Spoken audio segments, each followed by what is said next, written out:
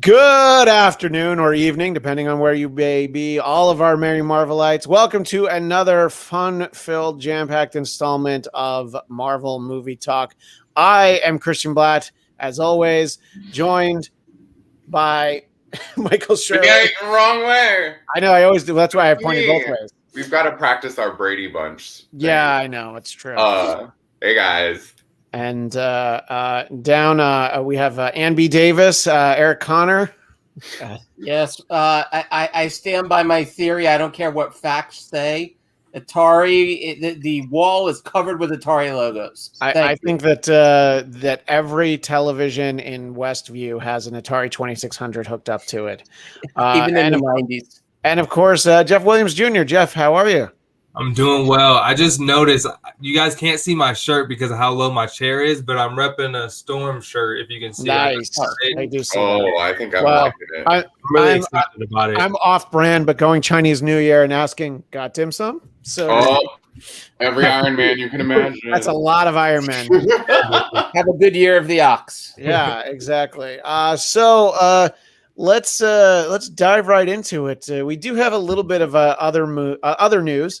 But we'll start off obviously talking about WandaVision episode 6. And I think it's always important to say, if you didn't watch it, why did you click on this link? Why are you looking for us right now? Go watch it and then come back. Kame Egan asks the simple question, what did everybody think? I'm going to ask you first this week, Eric. What did you think of this episode overall?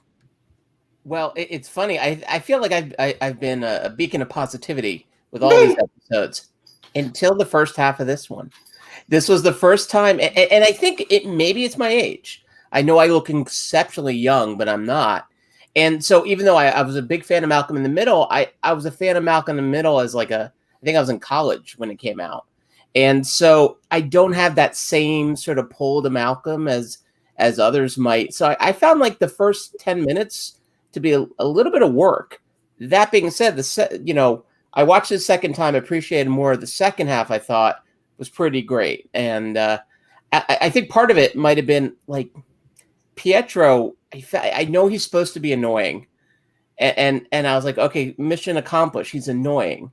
And not in an ironic, funny way. He was just kind of annoying, which I've never thought of Evan Peters as annoying in this part, ever. I'm curious your guys' thoughts on that. But Then he settled down. Then when he actually had a real scene with Wanda, it was great. And it was like, okay, here we are. But the first 10 minutes for me was some work. Yeah, I think it was the very sitcom-y nature of the brother from out of town that comes in. I think that they played it up.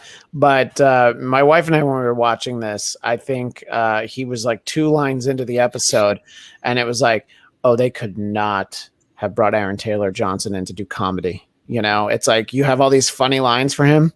Aaron Taylor Johnson is not going to be able to deliver any of them. But I did think that there was the nice, very meta comment that Wanda makes at one point and says, kick ass. Yep. And so, look, I like how self-aware it is.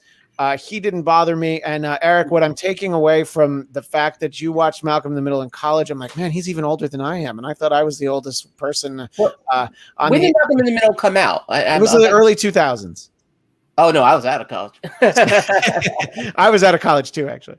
But what I was going to say is that you were the one watching it for Jane Kasmerick and Bryan Cranston. You could, by the way, they're terrific on that show. I'm not saying that they weren't. Actually, I was really into Dewey, but I don't think I'm allowed to admit that on camera. Come on. I mean, Dewey did get all the laughs. But overall thoughts, Michael, what did you think of episode 6? And I think I know what you're going to gravitate towards as your favorite part of the episode. It's a 11 out of 10. It's just like everything, it hit all of my sweet spots, as I was telling you guys off camera. It's just gold. I really don't have much to say. It was just all everything.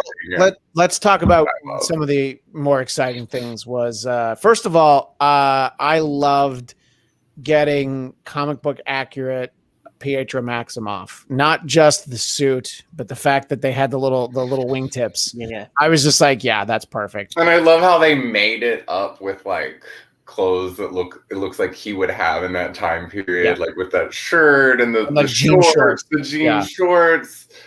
Oh my God, that just but it was great. For you, Michael, it has to be getting Speed and Wiccan in costumes, using their powers, and that has to be, yeah. So basically, the next 3 episodes could all be trash and so bad, and we're all like, "Wow, these are so stupid." But you'd be like, you know what? The show was pretty great, really. I think they're gonna age up. I think something's gonna happen that's gonna be kind of like, and they're gonna age up really quick. And Jeff, of course, same question for you. Just overall standout moments. What were your thoughts on episode 6? Yeah, I'm more on Michael's side. I love this episode from the jump. It was a lot more fun to me than some of the other episodes because they were nodding to more of like my childhood. So I've definitely watched a little bit of Malcolm in the Middle, but like I love seeing younger kids with powers. So I love watching the kids grow up, trying to learn what their powers is, seeing their uncle do their powers. And I was wondering if we're going to get to see the magic side because we got to see the speed. So seeing Wiccan, right? Yeah. So seeing Wiccan use his powers at the end. And I kind of want to see that more because it was kind of quick. It was more like visions type of deal, like in his head. So I kind of see what more he can do. But I was excited for this whole episode. Yeah, I definitely agree. And let's bring Daniel Drew's comment on the screen. Such a great episode, though I'm still no clearer on this Pietro. He seemed to be a bit of both. One of my friends thinks maybe he's legit just Mephisto messing with her, but I think he's Fox's. Oh yeah, he's Fox's. I see. You're saying he's Fox's Pietro. Yeah, Michael, you already tweeted that you're like enough of the Mephisto talk already. I don't think that's what it is. No, I mean there is that door's open. Logically, you can kind of explain it, but the conversation that Eric referenced, I thought was the best part of the episode. Was just Pietro and Wanda just sitting, having the real talk. Him coming from the outside and being like, but really, how'd you do it? And she's not being judged for it. He's like, no, this is really cool. How did you do this? And she's like, oh, I don't really know. What I thought was great to see was this idea that the further away you get from the center of the action, nothing's actually happening. And she's not controlling it as well as she thinks she does, which is, from the comic books, the way that the twins would stop existing when she wasn't thinking about them or in the same room as them, so she has to constantly keep everything going. And so you see that sort of like very horrifying image of that lady who's just like going back and forth and just like, this is what she thought for me to do. And, and when we see Agnes who gets lost, and I thought that was very telling, that moment, because, we established last week that Vision can kind of snap somebody back to reality. And there was no revelation that this is, sorceress Agatha Harkness, but that's still not out of the realm of possibilities. But she's like, oh, cool, you're an Avenger. Great. And he's like, yeah, well, what's an Avenger? So I really liked the details we got. I thought that Pietro, just his knowledge of her and just the way he can talk real to her, I think went a long way in giving us some of this information. I do agree with what Daniel Drew's saying. I do think that this is the Fox universe Quicksilver. I don't think that this is him playing Aaron Taylor Johnson. I mean, they've established that he has a different face, and it says, he says that, you called for me, you needed help, so I came running. Well, clearly she can be calling for help from other, other universes in the multiverse that we know it will be a multiverse of madness. What are your thoughts, Jeff, on sort of that idea of who this Quicksilver is? Do you think he's definitively the Fox one, or do you think that there might be bits and pieces of the two of them? I actually think it's more bits and pieces and maybe just a potential third Quicksilver, because if they go the Fox route, that means they can bring in, and it might put them in a hole they don't want to be in with introducing Fox characters and not introducing some. So I think it might just be a third character that knows something because he's in there. It might not be Mephisto. It might be Nightmare, because they kind of tease that with the arguments on the outside. So I'm going with a third guy, honestly. Okay. Maybe Yeah, no, I mean, I think that that's a very real possibility that, and it could even be a third guy who knows a little bit more. And of course, Michael doesn't want to hear it, but he could certainly be Mephisto. What do you think, Eric, in terms of, actually getting to see him? We had that crazy reveal at the end of last week, but now we're really getting to know him and see him interacting with the kids and with Wanda and a little bit with Vision. Oh no, we lost him. We lost Jeff, yeah. But I think I Jeff, suspect. are you there? Who is Westview. He got pulled into Westview. Well, we'll have to re-extend the bubble, and then he'll be back and see. And it didn't take long. He was just gone for a second. So, but yeah, what do you think, Eric? I'm okay now. But by the way, you brought up extending the bubble real quick. How easy that was for her was a moment that I thought was also incredible. And I agree, Michael. I love the kids with powers. I always love that. And it just took a while for us to get to the kids with powers. The part of Wiccan finally revealing his powers, I thought was awesome. But when she could just extend the bubble as easily as she did, that part was awesome because I was like, oh my God, it's not just her powers are massive, but they're easy for her. Yeah. Which means it would also be easy. It's easy to control, but it might be also easy to lose. Easy to lose control over too. If you can just sort of change your eye color and all of a sudden, boom, that excites me for the next 3 episodes. But to your question of Quicksilver, I mean, I was thrilled to see Evan Peters, thrilled, and he was what he brought to the X-Men universe. That was my comic as a kid, X-Men. I read a bunch of Marvel, but that was always the one I would always go back to. And I feel like the X-Men movies are such this uneven bunch, but has given us some of the best cinematic moments of maybe any comic book movie. It's just they've also given us some of the most boring moments as well. But and Evan Peters was responsible for one of those, if not 2. And I think he brought you're right, the comedic energy. Aaron Johnson's fine. He's fine in Kick-Ass. He's a good actor. But Evan Peters is for me, has that Quicksilver energy. He might not be the letter of the character from the comic, but at least the energy he brings to any moment is so much greater than what Aaron Johnson brought. So just to see him back, I'm so happy about that. I like Jeff's theory a lot. It's a third Quicksilver. I think that feels like the only way you can do it, because if it's the one from the Fox universe, you got to rewrite a million things. Yeah. But then if it is the one from the Fox universe, then why wouldn't we see his dad, Michael Fassbender, in the next few weeks? So, right. That's when you start when it's like, well, how much is Jennifer Lawrence? You start asking yourself those questions. I feel like not as much as she used to be. Right. Yeah. I think you might be able to get her for Silver Linings Playbook money right now. What was that movie? Red Sparrow? Red Sparrow, yeah. The movie that if you changed the title of it to Black Widow, people would probably think that it's the Black Widow movie. But Michael, we were talking about sort of expanding the hex, and I thought it was interesting. It's sort of this something that had caught my eye in an earlier episode. All the military guys and all their guns and everything, they all turn into clowns, or the tank turns into an ice cream truck. What do we hope happens to poor Darcy, who was just like, oh, come on, I can't even try to run away, I think she's going to get the Monica Rambeau treatment. I think she's going to have some sort of powers from all this. Maybe not quite as extreme. Yeah. Depending on how many times she goes in and out. But I don't know. We might see her step into a mantle as someone, she was created for the movies, so she could kind of be anybody. Yeah. Yeah, and it of course happens right when she figures out what Hayward's up to, So she doesn't have the time to tell us, but she's got it. And then of course now her mind isn't going to be focused on that. Michael B has a couple of thoughts. Speaking of Hayward, I think that 1, he's really not ready for the job, or 2, starting to think he could be a bad guy or a Skrull. I don't know if he's a Skrull, but the idea that he's a bad guy is, it's kind of screaming that at this point. Mm-hmm. What it seems like is that they're focused on Vision.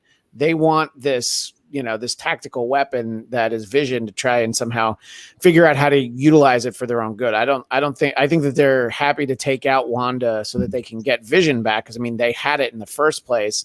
And there was an earlier theory in the chat that, and I'm not sure if I'm going to be able to find it, but basically the idea that she was trying to fix Vision and then like something went wrong. You know, the conversation that she had with Pietro about she's not really sure what she did.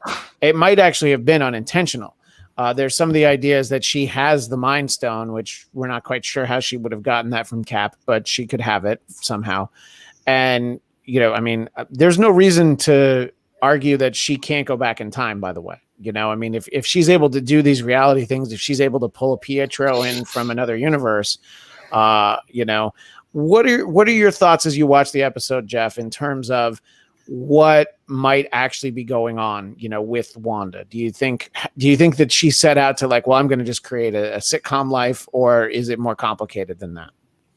I think she really just wanted to create a life for them. She didn't think anything beyond that. She thinks, I'm just going to create this. It's going to be right here and no one's going to bother us. And she knows what she can control. Like, I think she might have got in over her head. And the fact that, like, I think it was almost like the commercial where there was like, she was just sitting there kind of depressed, looking for someone. And then someone gave her something, as in the shark, and she just took it. So it's almost like, yes, I wanted this. And now this is what I have. So yes, she can control it, but it's also a little bit more than what she knows. If that makes sense. Yeah. I mean, and I think that as I referenced earlier, it's a lot more than I think she realized she has to do. Michael, I thought Pietro asked the question, something that we'd talked about over the last few weeks. He asks her point blank, so where did you keep all these kids until today? You know, because your kids were the only ones who were here. Do you have more thoughts on the kids and how we know it's for the children, which we've been talking about? I think that was episode 2, but that might even been there was episode 2 when he ate the gum. So, you know, really it's been since episode 2 that there's been some of these clues, which could be red herrings, but things about the kids. What do you think about the importance of the kids? Is it just Speed and Wiccan, or is there more to it than that? You know, I thought about it when they said that, oh, there was a nod to like there being no kids in the town, but I really just haven't thought too much about it. I think initially I would just think, well, maybe she felt guilty about controlling all these children, so she nestled them away somewhere. I don't know, like in another and yet she's made a cat appear. Yeah. You know, so clearly she doesn't like the line of questioning. Yeah. I started thinking she's kind of like, her morals are kind of questionable during her talk with him. You know, like 100%. It didn't seem like, it seems like someone who has like PTSD. I don't know. Like she's just, I think she's kind of lost it. And I think all of this is, you know, I mean, if you think about what she's been through, you know, so she thinks she kills Vision, that she does it to save everyone, and Thanos hits the rewind button, brings him back to life, only to kill him by taking out the Mind Stone, and then she snaps away. And then when she comes back, she's on the middle of this battlefield. So I would assume that that's probably some of the most traumatic. You know, one of the more traumatic things that's happened to any of these Avengers characters that we've had. In terms of the questionable morals, I think when you think about the history of these characters, the fact that both both Quicksilver and Scarlet Witch debuted as members of the Brotherhood of Evil Mutants. And you know, it's a very 1962 kind of terminology, but that's who they were. And, you know, I think that there's been some moral ambiguity. I mean, if you know, a lot of the storylines we're referencing with Wanda, you know, things that she's done and the amount of power she had, I think she is very self-centered on what's important to her. And that's really where the focus is. What do you think about sort of that, Eric? And then also this idea about the children? Well, the children, I mean, that was a really creepy moment. Like, where were these kids? Yeah. You know, like, as mentioned, that, you know, such a fan of that scene, because I feel like that scene really got to the heart of trauma, right? To the heart of what you were just bringing up, Christian. Like, the point of Avengers Endgame and Infinity War from her point of view is really fascinating. Because also, you know, right, she comes back, she loses her love, flips, comes back, battles Thanos almost to the death. So she's like already like her powers have never been more powerful than that moment where she almost kills Thanos. So yeah, you imagine like the fight's over, and now all of a sudden like she's unleashed, and right because this is pretty close to after the blip, right? So she's still dealing. Yeah. So Monica going into the Hex, she'd basically been back for about 3 weeks, they said. Yeah. So we're gonna just assume it's a month. In which I think timeline wise that actually puts this before Spider-Man Far From Home, because they've been back at school for a while before they go on the trip. So it's all very new. And whenever she would have gone to Vision's body, which we saw very little bit of that like security footage, it's all a very condensed timeline. And then sort of the fact that she blipped away for 5 years isn't something she experienced at all. So it is very traumatic. And the idea that she's got to process all of this, I mean, it stands to reason. One of the other things that came up, I wanted to talk about outside of the Hex for a little bit. Monica references that she's got a guy that's on the way. Now, if Jimmy Woo had a guy who was on the way, I would assume it was Scott Lang, because we're like, well, who else does he know? But one of the theories, and this has been in here before, Cam Egan wonders if her contact might be Reed Richards. There's the other idea that could be Blue Marvel. We have the feeling that Jimmy might know a few Avengers, but we don't really know who Monica has. And it's very clear that she's got a guy coming. We feel like she's not particularly fond of Carol Danvers, who got name checked in this episode. I felt differently though. Really? When they were talking about, when she was talking with the Hayward guy, this episode about like, I know that you're with Carol Danvers and I know your history. For me, I was thinking, oh, well, maybe it's just a sore subject, not because they dislike each other. Yeah, I mean, I think he's just aware of her history, that she knew her when she was a little girl. I think that the feeling that she, that there was a reaction she had to Captain Marvel, and I feel like I think they will explore that. But in terms of some of these options, Jeff, do you think that this is Blue Marvel? Do you think that this is Reed Richards, or let's go again with a third option that Monica's got showing up? I would love if this is Blue Marvel, because that would be like one of the biggest secrets they kept. Because you always see leaks in this, and I haven't heard anything about Blue Marvel until they said we needed somebody coming in.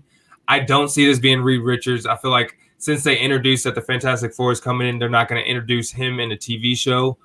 So I'm going to be optimistic and go with Blue Marvel, because I would love to see him in the MCU. Even if it's a slow burn to how he gets his powers, I would love to see that character go into the MCU, because he's a humongous character. He's so powerful. So it'd be interesting to see how powerful they would let him be in the MCU amongst all the other Avengers.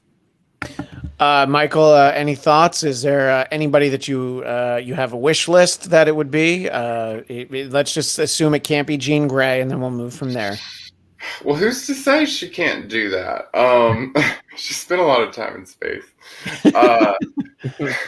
I definitely am with Jeff on that one. It's not going to be Reed Richards. That's true. I mean, look, if it is Reed Richards, it's not Reed Richards, Mr. Fantastic. It's Reed Richards, the scientist, before he's, so it's just a guy. Like Doctor Strange before, like meeting and stuff. Yeah. Meeting Monica Rambeau as a little girl, and if you're in it, you're like, oh my god, I know who that is, and it's more like, oh look, it's Reed Richards, and unless they have him played by the guy who played him in the movies from like that's the early what 2000s. I was gonna say. That would be the only other option. That'd be the only way. Yeah, I don't know about Blue Marvel. Mm-hmm. I don't know about that. But maybe. But it could also be the same thing, because he has a similar background in his, his civilian identity. It could also be like, oh, this guy is going to become somebody else later. I just want it to be one of the Avengers, just because I think it'll be fun to get somebody else in there. What do you think, Eric? Who do you think Monica's got on speed dial? Well, Jeff, I think you're bringing up a good point about like, would they introduce Reed Richards this way? And even though and you saw the remarkable Photoshop job I did of putting John Krasinski's Reed Richards into The Office, which is still my dream of dreams. And Cami Egan's right there with you. There we go. Totally cool if it was John Krasinski as Reed Richards. And you had Jenna Fisher in there. So was she playing? Is she playing Sue Storm? Is that what that was? No, she's actually Pam. Pam is in the universe. She works at a paper company, and they're just Pam and Creed are the only two who survived in The Office. But I as far as it being Blue Marvel, it's kind of the same thing. It'd be kind of a funky way to introduce a whole new character in the show. So it does seem like it would be someone familiar, someone from the Avengers. I mean, would it be crazy that it's another X-Men though? I mean, or is that no mutants? There's no mutants. Well, there's no mutants yet. Yeah. Right. Could it be? Right, that would be the creation of the mutants. So could it be genetic scientist Charles Xavier who doesn't have any mental powers? I mean, sure, but now if you're going to introduce these people with Reed Richards with no powers. Yeah, we brought you an engineer. Well, no, but if you do that, it's because in the movie you're going to be like, hey, remember Reed Richards from WandaVision? Watch what happens to him. Michael B is just trying to blow everybody's mind in the chat. Hold up. Oh shit, bear with me. Are we sure we're in the right reality? So what if this show is actually set in an alternate reality and that's why things aren't adding up? And then the real reality will come through and be like, oh no, this is where you belong. Or maybe Wanda tore a hole from her reality and she's somewhere she doesn't belong. But I don't think so because Jimmy and Darcy and Monica have sort of outside knowledge of what's going on. I don't think it's that, but again, I love that sort of just crazy outside the box thinking. Right. That's why it's always so fun to do the show live with a live chat. Well, one question for you guys actually was one of the most kind of unusual lines in this, I thought, was when Quicksilver said basically like, what, you're worried he can't die twice. Yeah. And she flips out on him. Yeah. And that moment I thought was really interesting because it's this idea. It's all Wanda. It's not all Wanda. Someone else is there. I'm not going to say the M word, Michael, don't worry. But someone else is pulling the strings here. Like that moment was really interesting because it was like her lashing out at herself or, in essence, because like, is he really there? Is he not really there? So is this just a manifestation of something she's feeling? So when he says that line, which was so like angry and nasty, and she flipped out on him, that moment was really interesting, and it made me wonder, well, what does that say about Wanda's powers? Yeah, Go ahead. I was going to add to that, like, there's only been one other person to kind of know things that they shouldn't know, and that was Monica, and that's because she's not from there. So that makes me believe that like he's not the Aaron that we know. He might be just a third person and just fed information. But because like everybody else knows what Scarlet Witch wants them to know, except knows their role. Yeah. And Kenny Egan again, my mind would be blown if Monica's contact is Natalie Portman's Jane Foster. That's the most I've heard that sounds like it would make sense. Yeah, well, and we know she's going to heavily figure into Thor: Love and Thunder, which is filming now in Australia. But wouldn't that be Kat Dennings' contact? It's like, wait a minute, this is my friend. Well, Kat Dennings would have her as a contact, sure. Right. Yeah, I mean, that's it is a great point. So I think that there's a lot of those finer details, but Eric, I wanted to get your thoughts on Vision just flat out lying to Wanda that he's on the community watch or whatever that his excuse was, right? And again, that was another instance of the neighbor saying like, "Oh, do you want me to change something? Do you want to do something different?" Because everybody just defers to her because they all know, and they've been in it for a while. But the fact that Vision knows that he can't tell her what he's doing, he can't say, "I want to go see what's out there. I want to try and get outside." What do you think about this dual nature, really, of Vision just going on a Vision quest, as it were? Good line. Once again, you might just want to end there. It's a perfect line. Good night, everybody. No. But I thought those were some of the best moments, and also, it entered almost something that resembled horror. Seeing everyone glitching out, it was so wonderfully creepy. I love that moment when he flew up in the sky, and it's just that one, it was almost like a 360-degree shot, and you see all the noise from one side and then none on the other. I love those moments. So just allowing Vision to kind of go off leash was great. And, even like last time we talked how she doesn't quite control the kids. And so she, go back to the Frankenstein's monsters thing. She doesn't quite control these people, or not all of them, or at least not Vision and her kids, and maybe not her brother, which, seeing the limits of her powers, I found to be really interesting. Can we talk about this comment? Which one are you talking about? Oh, you know the one I'm talking about. The one that I responded to? Yeah. Yeah. So Craig, where did Craig go now? Craig basically said, oh, yeah, Craig Robinson, our friend from across the pond. Wanda could wake up next to Ward in the framework. And I said, if Wanda wakes up in the framework, I might have to quit this show. It's a very low point in Agents of S.H.I.E.L.D. They spent it easily like 4 or 5 episodes too many in this framework storyline that I hated so much, because it was like this great storyline with Ghost Rider. I'm like, this is awesome. And then I'm like, oh, no, this is not. So, I hope that's not the case. They're trying to trigger you guys. Don't you know that? Don't fall for it. Yeah, no, that's definitely. And Daniel Drew agrees with Jeff's theory. I think it's an amalgam Pietro, or I guess he's sort of like thinking along the same lines as you. Someone is either feeding him information or just Wanda unintentionally gave him that info. I don't know. I mean, I think that's a good theory, that there is somebody who's kind of using him as like a double agent, But there's also the moment where she sees him as her Quicksilver after he got shot, which again that proves that this is the worst version of Quicksilver, because yes, it's another universe, it's another character, but what's the first thing they always say about Superman? He's faster than a speeding bullet. Well, Quicksilver, you can't be a speedster if you're not faster than a bullet. Anyway, what were you going to say, Jeff? I was going to say that we give this Quicksilver so much like credit for like knowing stuff, but every time he's confronted, he just throws it back on Wanda. Every time he's like asked like, why do I look different? Well, this is you set this up, so why do I look different? And then like he like asks her questions every time he's confronted. So it makes me believe like he doesn't know everything he's leading on to. And I know it's not the Aaron version, so I'm still don't believe it's the Fox one either. Yeah, well, Michael, he did ask the question that we all ask every time we see her on screen. She asked it first, but she said, what happened to your accent? And he's like, what happened to yours? know? And we did see a little of it last week, though. Where do you think we're at with the accents? I mean, you've talked about comments that you saw from Elizabeth Olsen about this. Right. I think she's just in her TV show mode, and if she can control everyone and what they do, she can control her accent. I think all these questions you guys have about Pietro are so annoying. I think it's weird.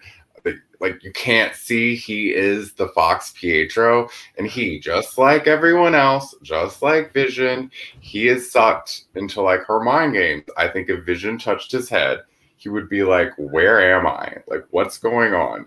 That girl is not my sister. Like, I think that's that fair. He's under the same thing. I think this is all leading up to Spider-Man. This is leading up to Doctor Strange. It's all together. I think this Hex and her being crazy, it's all getting everything mixed up, and she might be unintentionally pulling someone from the multiverse. Maybe this is how it starts. I think, she might not even know there is a multiverse, but what she's doing is causing this. I don't think there's any, I think that this is all what it seems to be. Yeah, I mean that's sort of like the most blatant theory is just like no, there's not that much at work here. This is sort of the way we understand it.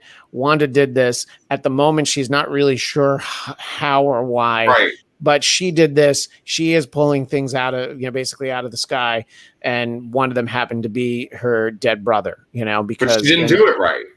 Right. she just was like, oh, I need Pietro. Oh, and then all of a sudden I was here. What did you guys think of the comment that he made that he's like, at one moment I'm shot in the street and the next thing I know I'm here. I was trying to think the last time we saw him, Evan Peters as Quicksilver, was in Dark Phoenix, but I don't really remember the ending that the character, that they had for him in that. I don't remember him dying. I don't remember anything. He was like knocked out for a bunch of it. Yeah. Well, I think he was pulled in because he's the only Quicksilver that's alive. Right. Well, that's a great theory because this Quicksilver is dead, and yes, she might be able to reanimate someone, but it's probably easier to just kind of pop him out from somewhere else. Yeah. So I don't know. I mean, it's there were a lot of these great. No, he said once you die, you can't die twice. Yeah, well, that's true. That is what he said about it. But Vision's not alive in the traditional sense. So, right, but he's not a real person. I don't know that she can bring someone back from the dead. Yeah, like an actual person. We don't know that she can. Yeah, I'm sure she can't. I wouldn't think she could. I'm sure she can't bring Natasha back from the dead. Yeah, that's like why wouldn't she have? Even smart. Yeah, even smart Hulk couldn't bring Natasha back. So yeah, there are, there are a lot of questions we get every time we get answers. We do get more questions. I did really enjoy watching, Vision just try to figure it out, and sort of, when he actually, I wasn't sure that he was going to be able to even get through the force field. And then it stood to reason that once he did, he started to decompose, because it's like, you only really exist in here because whatever Wanda did, that's what's keeping you, sort of reanimated. So I don't know. I mean, I think that, and we don't really see what's next for Vision until next week. So I think this is a good point to start wondering what everybody thinks. Michael, what do you think? You think that Wanda might be a little bit annoyed with Viz when she catches up with him in episode 7?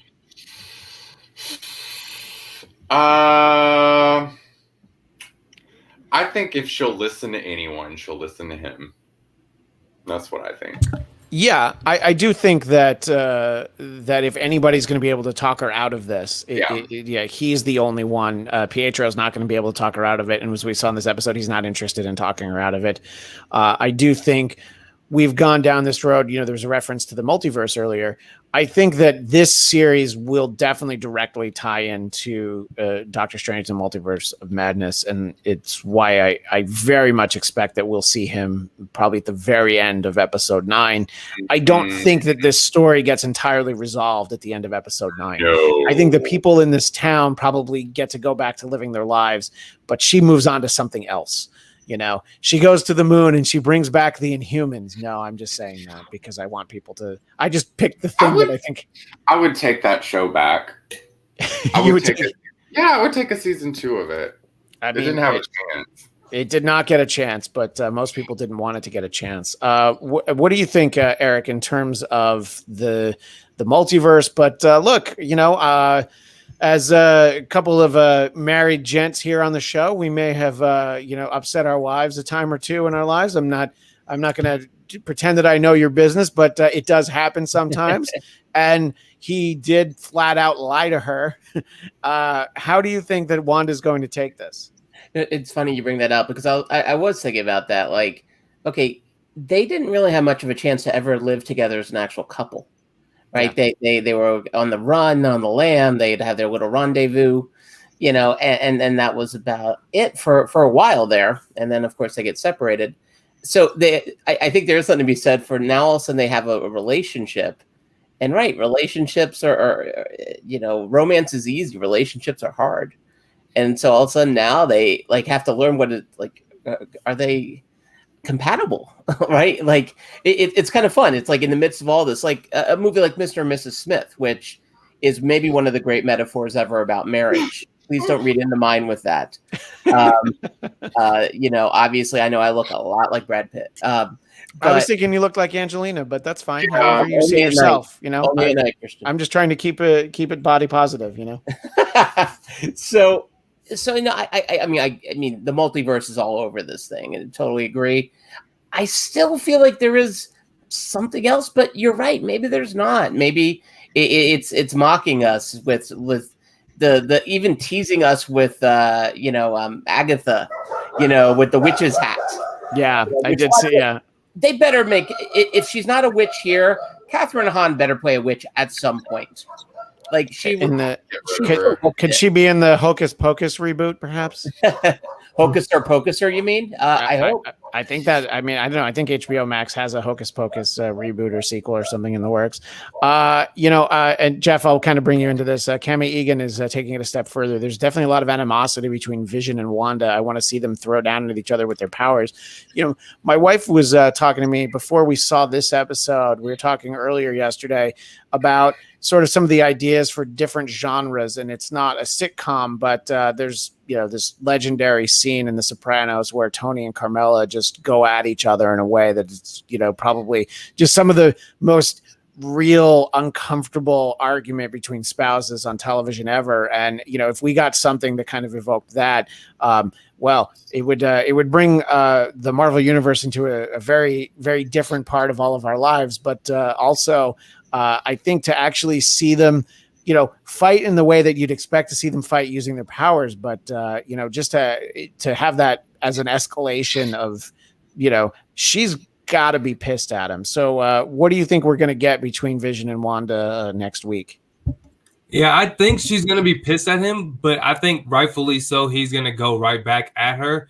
And I think it's going to be because of things he learns, because obviously he learned a little bit about the Avengers, but he's right next to I just dropped her name, but he's right next to the lady that just joined into the Hex, and that he's right by Darcy. Yeah, right they're like in the same spot. Some type of interaction, and he's going to learn something.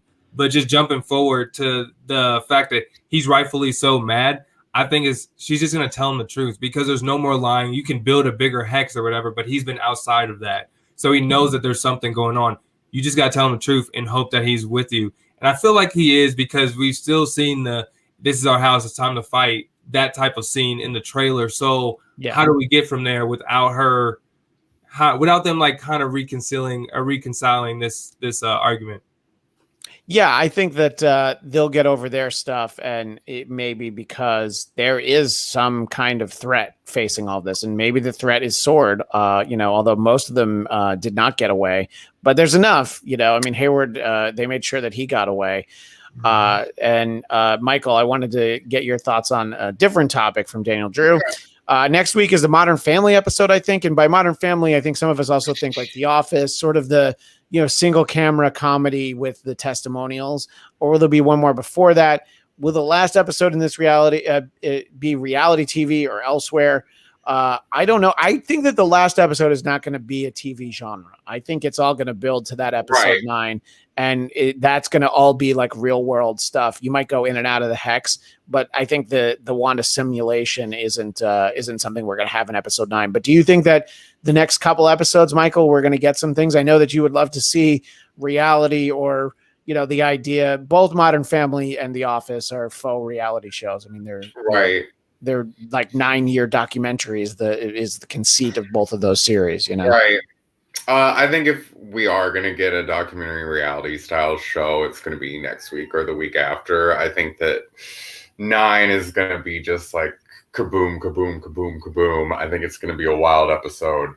I'm starting to lean towards maybe the idea that Hayward is getting so... And thinking back to the original trailer for the show when Wanda's like flying in the air and she's like, this is our town, we have to save it or whatever. Starting to wonder if Hayward might be thinking, let's just get rid of all this, like get rid of the town, get rid of Wanda, get rid of everything, and then we'll be done.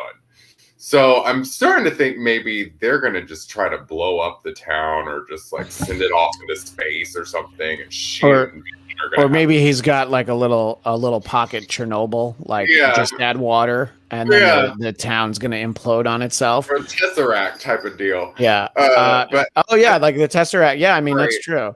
I think maybe that's where it's going. That maybe they're gonna wake up and fight to save this town that they love. Yeah, let's fight to save Jersey. Come on. Said no one ever. Yeah. So Cami Egan wonders if Darcy's going to spill the tea to WandaVision that Hayward is stalking them. Well, remember from when Monica first found herself inside the Hex, she didn't really remember who she was. She didn't remember what was going on. So I think it'll take Darcy a little while to realize there's anything to tell, because it really was that moment when Wanda says, I had a twin. It's like, yeah, but he's killed by Ultron. It's like it sort of like triggered something for Monica after she'd been there for a while. So I don't think Darcy is going to right away like, oh my God, Mr. Vision, big fan. Listen, this guy has this planned. This is what you got. So I think it will come out, but I don't know, Eric, do you think that we're going to probably have to play with Darcy being, well, you know what? She's going to probably be an early mid 2000s sitcom star. So could she be her character from Two Broke Girls? Oh, wow. That would be perfect. Are they going to get into like racist humor? Because that's what Two Broke Girls was like. I think just the cupcake business part of it. Okay, that can handle. And the pet horse. But well, yeah, I mean, come on. There was something kind of cool about the idea of like Darcy being reset. And like, who am I in this world? We haven't even talked about the fact there's now a whole group of clowns in this town. Yeah, which, by the way, a group for a day. Yeah, a group of clowns who seconds earlier were holding assault rifles. Yeah, that can't end well. When all of a sudden you have all these clowns. Yeah, now that is what I don't. I do, as you know. I mean, I'm hoping beyond hope. There is the mockumentary angle. But when you add clowns in the mix, it opens up every possibility in the universe. So I'm beyond excited to see how are they going to work a circus into this, or is it just they're going to change? Like there's circus next week, the basic carnival. All right, well let's keep going with the crazy theories. So when you think of the circus, whose name is synonymous with the circus? Britney Spears. P.T. Barnum, aka the Greatest Showman. Who was the Greatest Showman? Hugh Jackman. So now we're going to get Wolverine in the circus. See, I just figured it all out. Nightcrawler, man. That was a circus performer. Logically, Nightcrawler should be there, but I want Alan Cumming. I don't. Or Jake Gyllenhaal. Really get meta. We'll get Nightcrawler and get Nightwing. Yeah, Nightwing. Wow, I mean, they put a rip into the multiverse. Yeah, you could just take the Nightwing from the Titans show, which is now on HBO Max. Look, I don't know where it's going. I don't know what's going to happen with Darcy. What's going to happen with Vision? I do want to get to some of the other news, but let's sort of go around one more time for things that we think might happen. Jeff, sort of everything we're talking about. We've got potentially murderous clowns. We've got Darcy inside the Hex. And we're getting some good reactions to my idea that she's playing her character from Two Broke Girls. So now I'm going to be disappointed if she isn't. Yeah, I honestly think that Darcy and Vision are going to have some type of interaction pretty quick because they literally set her up to be right by where he is. They like cuffed her arm. And I think it's like kind of just a setup. So like he's going to find out some information. So like I wouldn't put it past Vision and Wanda to know more information about what's going on outside of that, because if she's telling Vision about Ultron, about the Avengers, about everything else, she might say the things about what's going on outside. And by the way, Craig Robinson points out the collective name is a pratfall of clowns. Cami Egan has a question. I might have missed this, but when Darcy tells Monica she's been in the Hex twice, it's messing with her. What are the two times? Because I can think of once. So she went through it twice. She went in and then she went out. So that's the impact. Yeah, and William Walton points that out, that she went in and she went out. So I think it is important to make sure that we establish that. What were you going to say, Jeff? I was going to also say that was just a sad moment when she like saw the scans. She's like, I've seen enough scans, cells in remission, cells like other stuff. And obviously a nod to her mom dying from cancer and stuff. So like, it was just a sad moment, but also thinking like, she's not even worried about what's happening to her. She's going to do this until the brakes fall off, until she gets Wanda. So it was just a good scene.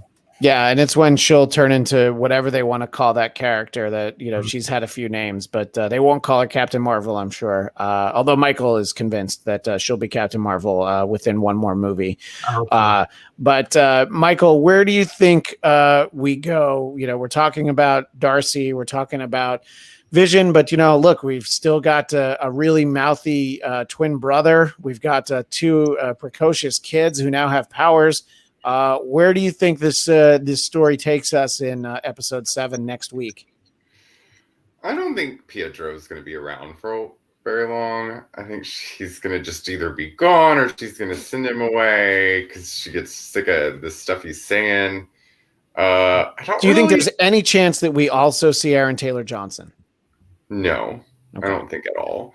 I think that this is just the next few episodes are going to be about what Sword's going to do to handle this hex.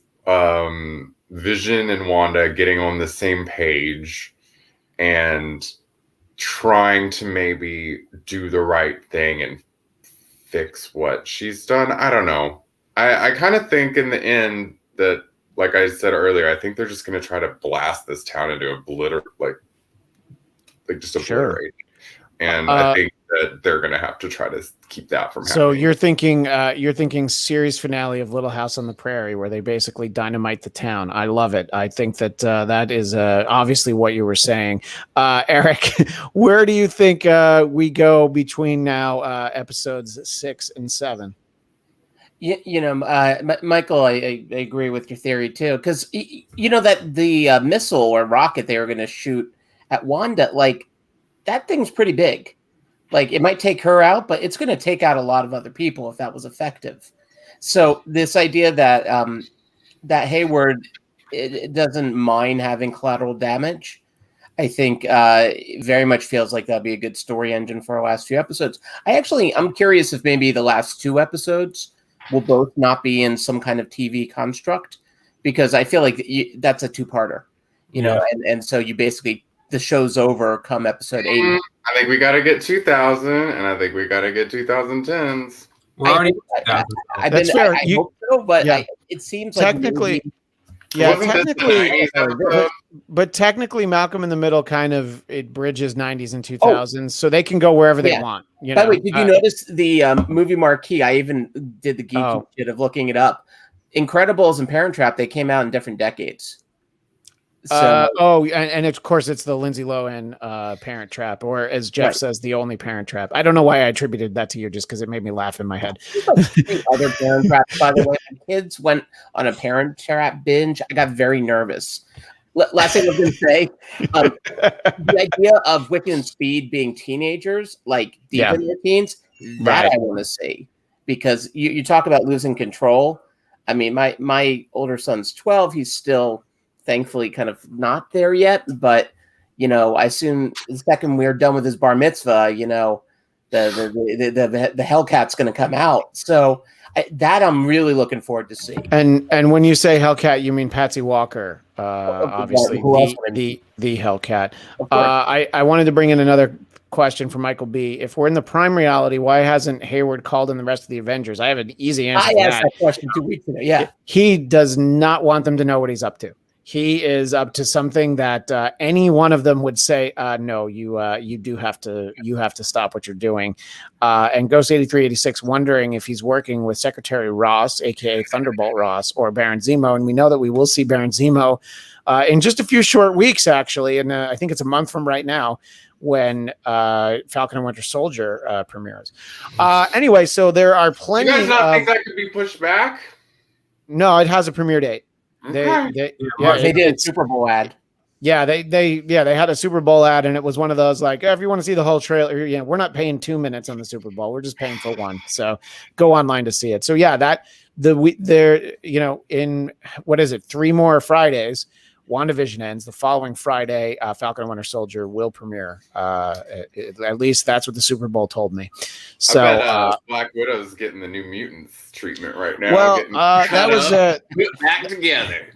what I wanted to. There's only a couple of other things, but I did want to mention. Look, every time it comes up, Kevin Feige has said we want it to come out in the movie theaters, and you can make an argument depending on where you live in the country as to whether or not it's a good idea. It's a realistic idea, but I think like 75% of movie theaters are open in some capacity. They just don't have anything to show.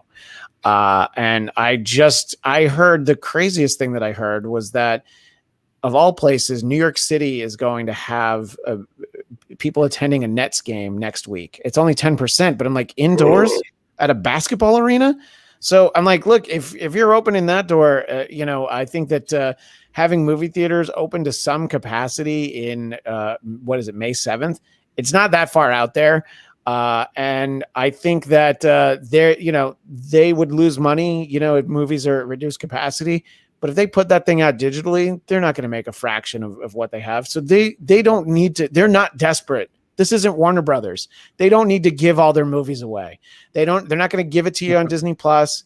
They're not going to give it the Mulan treatment where it's like, oh, do you want $30? No, because we want $70 from your whole family. We don't want $30. We want you to have to go back, and the theater wants you to buy popcorn. So no, I don't think this movie comes out digitally, even if it doesn't come out until later in the year, or I'm going to even say next year. This thing is not coming out on Disney Plus, and not the whatever you call that Premier Access. I think is the way that they say, the way that they're going to shake you down for more money. I don't see it. If anybody thinks that you might have the preference that you'd like to be able to watch it in home. But I just think realistically, this Black Widow movie they've waited a year already. And what's going to be a few more months? What do you think? I'm going to ask you first, Eric. What do you think the likelihood is that anything other than the scenario that Kevin Feige wants, the fact that Feige wants it to come out in the theaters, if he was indifferent or if he really wanted people to see it sooner than later, they'd probably have a different approach. But, they put him in charge of everything. Yeah. So clearly they're like, well, why wouldn't we wait? What do you think? Yeah. Well, also, Fast and Furious 9 is supposed to come out in May as well. Yeah. So, which is good because honestly, I have so many questions from the first 8 and I just need them to be answered. Plus there's still lingering Hobbs and Shaw questions, there are in the Hobbs and Shaw questions. I don't see it. I don't see how the economics make any sense to come out in May. I agree with that. And so then, okay, now where are we putting it? Because they're going to cannibalize Eternals, right? They're going to cannibalize. I think Shang-Chi's in the summer. Eternals is November. Okay, Shang-Chi and then Spider-Man. Yeah. Mm-hmm. So it's like they're not going to. Yeah, but remember, Spider-Man is technically a Sony movie, so they're like whatever. But still, I don't know where they put it. So you're right. It would be a year, and all of a sudden, New Mutants had other issues too, of course, but audiences, they know, and all of a sudden this idea of this movie was supposed to come out forever ago. It would then be, we're talking maybe 2 years until they find an actual open slot in the Disney, the Disney expanded Disney/Fox calendar. So I don't see how this works. I think that it may not open in May, but they also might just roll the dice, and they'll be like, we're going to get it in front of some people. And it won't be as many as if maybe we waited a little bit longer. Right. I mean, remember, I as disparaging as I can be to what Warner Brothers has done since, they thought it was a good idea to put Tenet out last September. So the idea that Disney puts a movie out in May, I mean, like I said, these movie theaters are open. They just don't really have they're showing movies that premiere on Netflix and Amazon in a lot of cases, and obviously in terms of the Warner Brothers movies, they sort of have the dual release. What do you think, Jeff? Do you think that is there a chance that they're just like, we got to give people this Black Widow movie? Enough's enough already. I think it's a little bit of they're rolling the dice, plus they have a little bit of cushion room, because if you think about it, we're talking about May, so that's 3 months off from now. They're looking at the news, and there's a lot of promising things about the vaccine getting out by May, and we'll have enough for everybody to be vaccinated by July or June. So that means 3/4 of the world, or 3/4 of the United States will be vaccinated by May. That's what they're probably going. They're probably going off of that. But on the cushion side, if you think about it, they moved that one more month to June or July, and then move Shang-Chi to August. That gives Shang-Chi August, then Eternals November still. So you still have some runtime between those. And we're what? Late in the summer, I think majority of movie theaters will be open. Yeah, and look, in terms of the vaccine, obviously I got a freezer full of them. I take 2 every day just to make myself extra safe. Sorry, I'm not sharing, but I just want to make sure I take care of me. But yeah, but realistically, there's a lot of indications, especially if you get this, not to get too bogged down in, but there's supposed to be this Johnson & Johnson single shot that could be approved within the next couple weeks. And once you have that, then it's just like, yeah, people are going to be all right. I mean, it's just in terms of what activities are being allowed indoors. And, look, I'm using New York as the example, but I mean, there are already people, there've been enough people indoor at NBA games that they're able to get into fights with LeBron. So clearly there's enough people inside.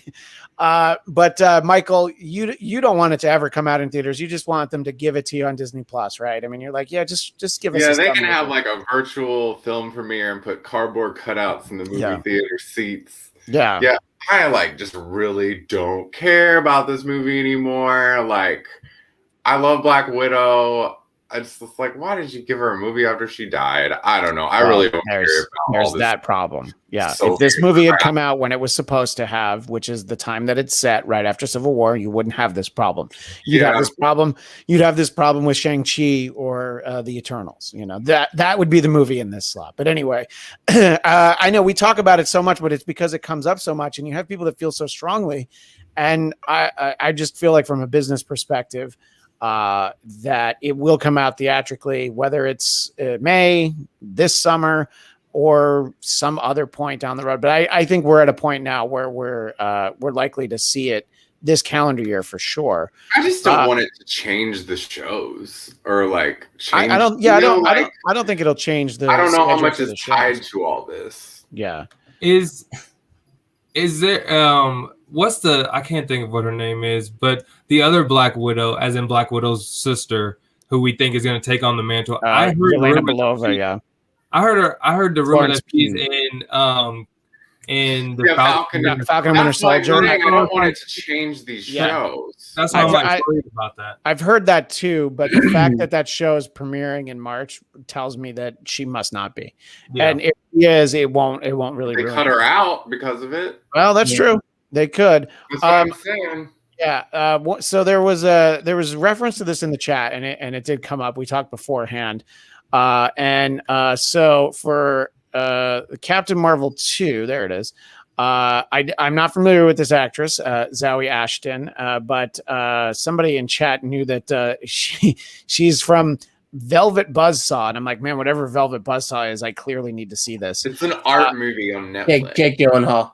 All right. Well, now you just put it on the back burner, but that's all right. Thanks. But no, so she will play the villain in the Captain Marvel sequel. And there are theories. I know who Michael wants the villain to be in Captain Marvel 2. The interesting theory that I heard someone put out there is that she's playing Mystique, who is, of course, Rogue's adoptive mother. So Rogue could also be in this movie. Also, very real possibility, totally different character. But Jennifer Lawrence, girls. They're not writing J-Law any more checks. The next time that there's a Mystique, it's going to be they'll bring Rebecca Romaine back before they bring Jennifer Lawrence back, I think. What do you think about? Does this casting give you any indication? Could she be playing Rogue? Do you like my idea that she's Mystique, or could it be something else entirely? Who are you talking to? You, Michael, because me. It's your It's your jam. Well, when I'm looking at her picture, I can see it. Like when I think of Mystique in the X-Force, the way she's drawn. I don't know. She's got this slick look that I might like for Mystique. It sounds very much like Marvel. They love to overuse character over and over and over and recreate it, which just drives me nuts. But yeah, I think it would be great to have Rogue's mom in it. Maybe we get a little Nightcrawler. Who knows? Let me give Ghost 8386 the credit for being the one to mention it. Yeah, I wanted to make sure we talked about this, but thank you, Ghost. I wanted to make sure that we gave you the credit. So, yeah, what do you think, Jeff, in terms of, could this be the characters we're talking about, somebody else entirely, or what do you think this casting at this point in the process tells you about Captain Marvel 2? I didn't know about this until you told me right before we got into the air. So hearing that the two options you guys put, I would love to see it be Mystique, and just to bring in more X-Men characters, because this is the time. This is like right after WandaVision, and literally WandaVision characters are coming to that movie. So I would love to see that, and I just want to see them explore those characters more. But like you said, if it was Rogue, I think making Rogue a bigger character than what they did on the Fox X-Men, I would love to see that. So I want it to be Rogue more than Mystique, honestly. Yeah, I think that getting Rogue in there will be an interesting thing for the Carol Danvers story. And then Ghost 8386 is saying, what about Moonstone? There's, you could start just guessing any character if you want. I will say it'd be a weird Mike. Rival, Captain Marvel versus Mystique, especially if there aren't mutants. Like Mystique couldn't hold a candle to Captain Marvel unless she was just working behind the scenes. Right. Well, if she has Rogue with her, because I mean that is the plot from Avengers Annual number 10, which is the introduction of Rogue. It's sort of this flashback story where they blindside Carol Danvers and steal her powers. And Rogue ends up. Yeah. Ready. So there's that. Eric, what do you hear? You hear this casting? I showed an image of the actress. What are your thoughts for what this could mean? Are we getting a little too fanboy and trying to just put mutants in everything now? Well, where Rogue, I think, would work nicely, right, is like the issue we've brought up before about Captain Marvel. It's, she doesn't quite fit in this universe because she is too powerful. So having someone who could take her powers, mimic her powers, there's something there. So I could see it working better with Rogue than Mystique, but yeah, they throw curveballs at us all the time too. I would be less excited about Mystique personally, though, just because Mystique's pretty well traveled ground, between both X-Men franchises. So it'd be nice to, Marvel obviously doesn't lack from other characters. So I really do hope it's not Mystique on that end, even though I like the character. I just feel sure. And really, by the way, J Law, that last X-Men movie, like it's as if she didn't even show up. Like she was there, like her body was there, and I think only her body was there. Wow, maybe it was her body double. Which one? Think, so Dark Phoenix. Dark Phoenix. I think contractually she had to be there, but she had somewhere else to be. I mean. Because to kill her halfway through it and undramatically too. Yeah, I know I'm spoiling a movie from a year and a half ago, but we didn't spoil anything, guys. You'll thank us. We saved you. We didn't spoil nothing. Like that out from my memory, honestly. Yeah. Well, see, there you go. The only person that likes that movie is Chris Claremont. Chris Claremont likes things about that movie. I like the scene with Nightcrawler because it's the only scene. It's the only time where Nightcrawler does like the cool Nightcrawler stuff where he teleports a lot and beats somebody up, but. Anyway, we're not here to talk about that. So let us know in the chat, whether you're watching live or watching the archive version, some of the possibilities for the villain for Captain Marvel 2. We're going to wind things down in a moment. But the other news is Tom Holland is saying that neither Tobey Maguire nor Andrew Garfield are in Spider-Man 3. And if you know anything about what Tom Holland says about movies, as I say, it virtually guarantees that they're in it. There's also reports that Willem Dafoe has been spotted on set of Spider-Man 3, reprising his role as Norman Osborn. Whether Tobey and Garfield would be in this movie, just the idea that, you just have to wonder, I'm like, are they trying to put too much into this movie? That's kind of what did in Amazing Spider-Man 2, was they tried to put too much, but it all sounds cool. This will be our final question. I'll ask you first, Michael. Is Tom Holland, 1, lying to us? 2, are they lying to him? Because remember, when he shot his scene in Endgame, they told him he was there, that was a wedding, and that it was not Tony Stark's funeral because they knew that he would spoil it somehow in an interview. He'd like, open his adorable, mouth, Spider and just mouth. give spider mouth and shoot out webs of lies. What do you think? What do you think about the likelihood that these guys are in Spider-Man 3, including Norman Osborn? Well, I mean, I think it's pretty well known to big Marvel fans that they're gonna be in this movie. So I think that's his way of telling us without telling us, because we all know that everything he says, it's the opposite. So maybe that's his way of being like, I'm gonna spoil something, but not really. What do you think, Jeff? Is it basically what Michael's saying, that he's playing the media game, that savvy Tom Holland? Yeah, I honestly think he's playing the game. I think he's playing it better now, because in the past he would like laugh. He would kind of like not know what to say. I can't really say that. Now it's like, nope, they're not going to be in there. I never met him. I've seen him once at a party. It's almost the same thing as like when they were questioning who's going to be She-Hulk.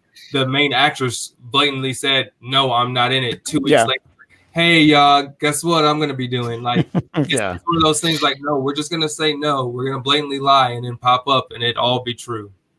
What do you think, Eric? Are we going to see all these fine actors? Are we going to get Seabiscuit? Are we going to get Eduardo from Facebook, and also Willem Dafoe all in this movie? Willem Dafoe playing Van Gogh, or his character from Platoon. I was actually thinking from the autofocus. That's actually the character that I thought he would be playing. So, I mean, I think it's the most obvious choice. Yeah, that would fit well into a the Spider-Man 8 of us movie. who've seen autofocus that will love it. Yeah, there's half a laugh out there somewhere from somebody who's talking about that. What do you think? I'm looking for the one autofocus fan in the chat. Right, exactly. I mean, obviously they're just effing with us because they can, and he's fun to toy with because he's young and cute. I think it is funny that it's like basically Spider-Man, and it sounds like Flash. I don't know if I'm allowed to bring up DC. You can bring it up. But like Flash is doing something similar too. So in some ways, like both comic book universes, like, all right, we just need to F stuff up. We need to just throw in a bunch of characters, just pay $1 million to Michael Keaton to show up as an old Batman for like a day. So they're really, I think, expanding and exploring the corners of where they can take all this. And Michael Keaton, by the way, also likely to be in Spider-Man 3, judging because he's in the. If you remember, it was so long ago that we saw it, but he was in the trailer for Morbius as the Vulture character, and it's easy to forget. One, that Morbius is coming out, but two, that we saw a trailer about a year ago right now, actually. Anyway, we love all these theories. Everybody keep them coming. And this is a comment that I know is right up Michael's alley. Craig Robinson, Brie Larson is the villain of Captain Marvel. Burn. I don't dislike Brie Larson. That's not how you spell her name, by the way. That's all right. I wasn't. Let him keep doing it, though. It's fun. I don't dislike her. I just think she's too powerful, and I think it's time for her to move on, and she knows it. Yeah, well, we'll see. And Michael, we agree the Reality Stone is still in that world with the dead dark elves, right? I don't know we don't know where any of the stones are, in all honesty. Steve was not kind enough to tell us what he did with them, and I'm talking about Steve Rogers, of course, not Stephen Strange. I realize there's a lot of Steves out there. Anyway, we are way past time, but we appreciate everybody who stuck with us. And please tune in next Friday at 2 Pacific, 5 p.m. Eastern for our wrap up on WandaVision episode 7. Who knows who will be in it by then? Maybe Willem Dafoe will be in that. Or, it could be anything really. But until then, Michael, where can people keep in touch with you? You can find me on Instagram at IHateMichaelShirley. And if you just want to hear me complain about things, you can follow me on Twitter at MichaelXShirley. Thank you, Christian. And Eric, where can people find you? Well, more importantly, we find Christian older. Happy birthday this week, Christian. Thank you. We're so proud. You're all grown up. That's true. Yes, I am. So happy birthday, Christian. And I hang around in the shadows at Count Eric Connor, for the shadows belong to me. And Jeff, if people want to keep tabs on you, and then I mentioned last week, you do some of these short, you do these like 60-second WandaVision little reactions, but then also you have some other content out there. So tell people where they can find all that stuff. Yeah, you guys can follow me at Jeff Will Jr. And like you said, I'm doing a 60-second react for WandaVision, just continuation of what we're talking about on here. And then for the month of Black History Month, I've been highlighting different Black superheroes, some you know, some you might not know, in a 30-minute format or 30-second format on TikTok and on Instagram. So yeah, definitely check those out. All right. And you can find me on Twitter and Instagram at ChristianDMZ. And if you're watching on YouTube, please subscribe to the Blackcast YouTube channel. You'll get this show. You'll get the Blackcast. You'll get Biden Time, our political show. And we have an archive of where we talked about The Mandalorian Season 2. And I'm on record a long time ago saying that Gina Carano's a terrible actress. And that's really what it comes down to.